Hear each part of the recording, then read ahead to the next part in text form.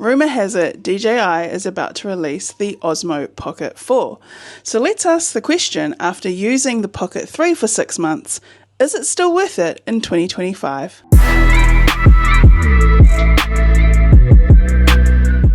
So let's talk about some general specs about the DJI Osmo 3. This is it here. It's very compact. It's about the size of my hand. It's very simple to use. You simply turn the screen and it turns on. The gimbal flicks around and there we go. Before we get into whether it's still worth it in 2025, there are some general tech specs that I want to talk about with this camera.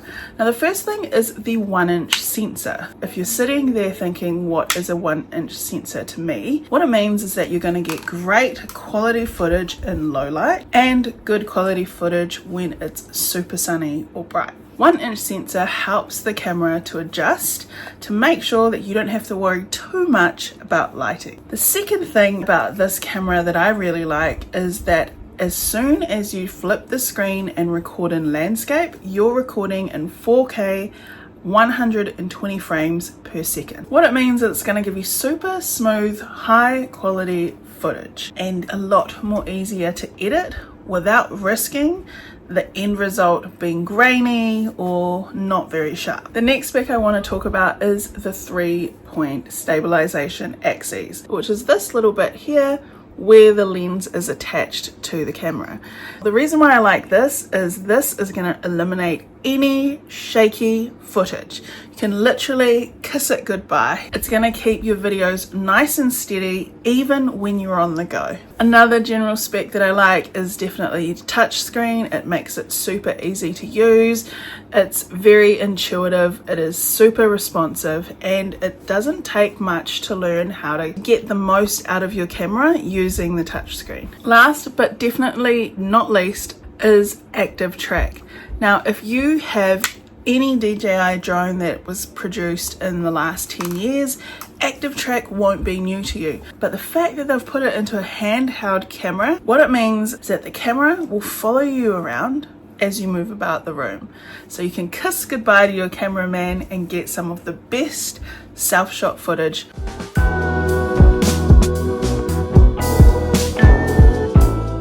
So the very first thing is, when I brought my camera, I brought the Creator Combo, and I would 100% recommend that if you just want to have all of the accessories for the camera that you're probably going to use on a day-to-day basis. The handiest accessory that I got was definitely the soft shell bag that came with it. Also get the DJI mic that connects to the camera automatically.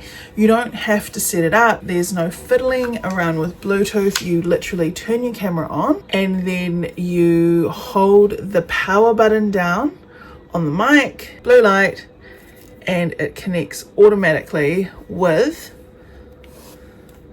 the camera.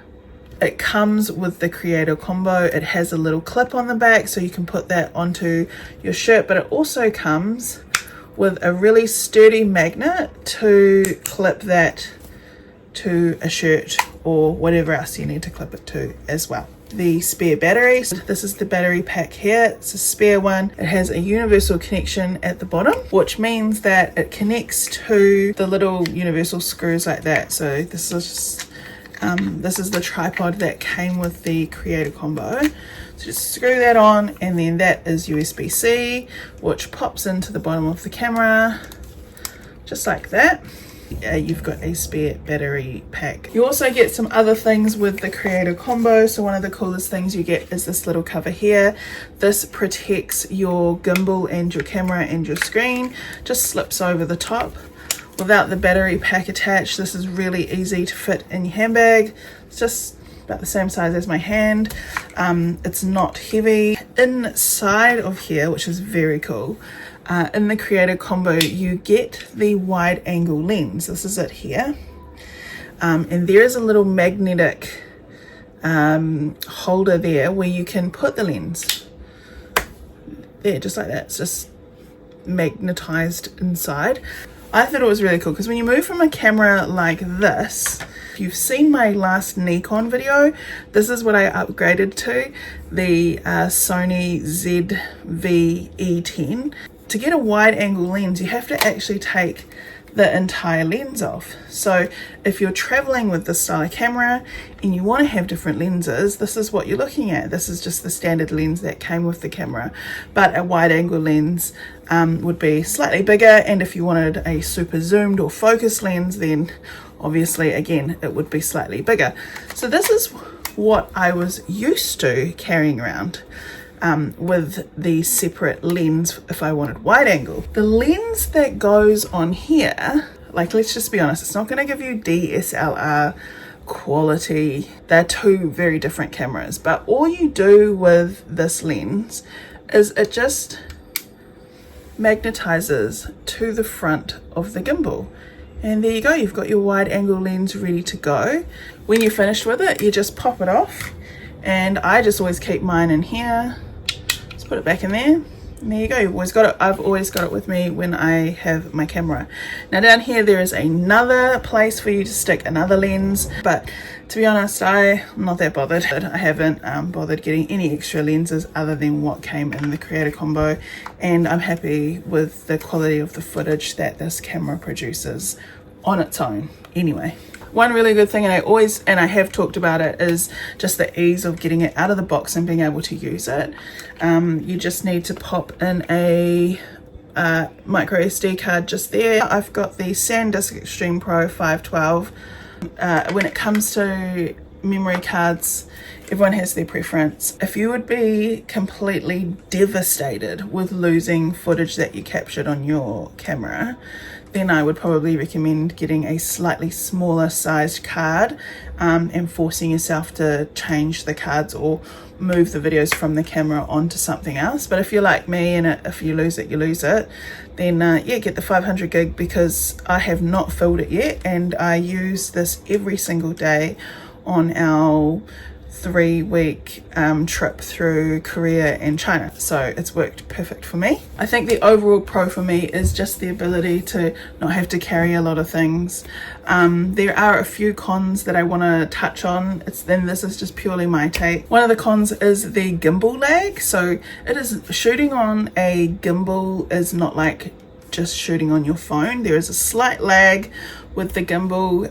If you're trying to capture fast action footage, make sure you either change your settings so that your gimbal doesn't lag, or you take into account the lag in the gimbal when you're shooting. The second thing, which is just an absolute pet peeve of mine, is the size of this tripod that comes with the creator combo. It is so tiny. Look at that. It is so tiny.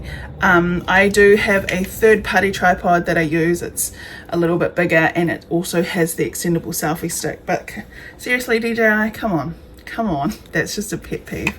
And then the only other downside for me is that you always need to have a handle. I do have a slightly smaller one, but it's attached to a different tripod downstairs. You always have to have a handle connected to the bottom of the camera in order to use universal accessories. So that is just a slight pet peeve. If you forget to bring your handles, then you can't attach the accessories. But again, it's a very small thing. Quickly before I answer, is it still worth it in 2025? I just want to say, in comparison to this camera, there are a lot of pros that the DJI Osmo Pocket 3 offers, and I think that is not just for this particular camera, but just for DSLR or digital cameras in general. One of them is definitely the size and the weight. The second thing is also the versatility with accessories and just the ease of being able to pull it out of the box and know that you're going to capture really good footage off the bat. But I think it's really important to keep in mind that they are two very different cameras. One is a handheld, mainly video camera, and one is a video camera but is probably best used on a tripod. Overall, I think this camera definitely is worth its weight in gold in 2025. I brought the creator combo almost more than 6 months ago. For me, that was such good value for a camera of this quality, particularly if you're not wanting to film on your phone. So the question is the DJI Osmo Pocket 3 still worth it in 2025? My answer is 100% yes.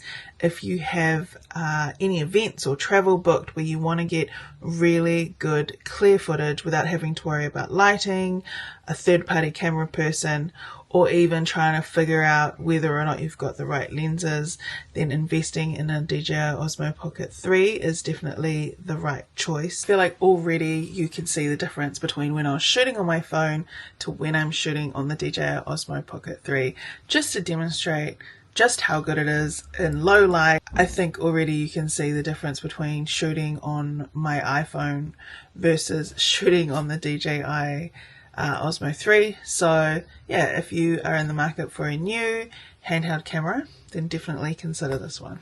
As always, make sure you click like and follow if you like this video. I will be uploading a little bit more talking about all of the different camera gear that I use as I create more YouTube videos. So yeah, stay tuned.